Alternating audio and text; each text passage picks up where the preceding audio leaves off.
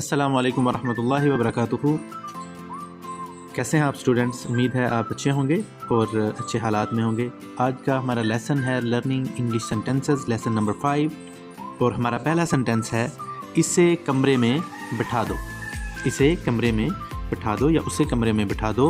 तो हम कहेंगे seat him in the room.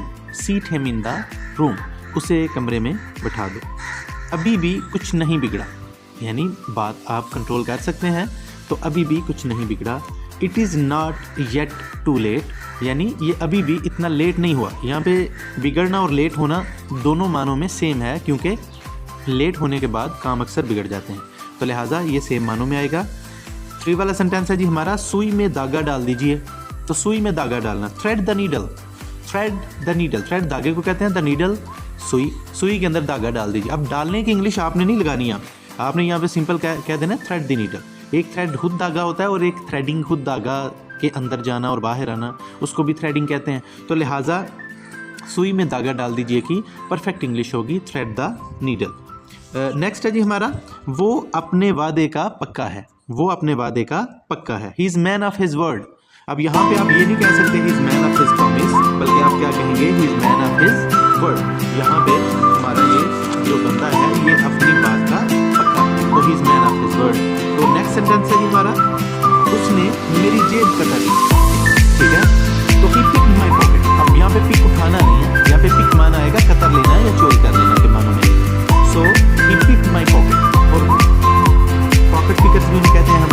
तो ये दोनों अल्फाज आप जेब उतरने के मानों में भी लेंगे। आओ मजे करें। ठीक है, इसका है लेट्स मेक मैरी।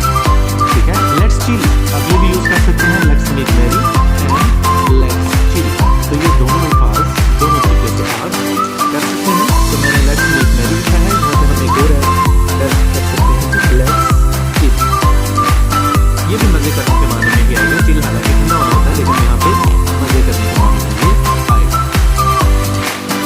उसके बाद नेक्स्ट सेंटेंस है हमारा, वो इतना बड़ा तो नहीं लगता। अब बड़ा लगना यानी होना नहीं, वो बड़ा है लेकिन लगता नहीं है, यानी उसकी एज ज़्यादा है और वो लगता नहीं है। तो हम ये फिक्र अक्सर बोलते हैं, वो इतना बड़ा तो नहीं लगता, यानी कम उम्र लगता है, यानी हमें वो कम उम्र लगता है।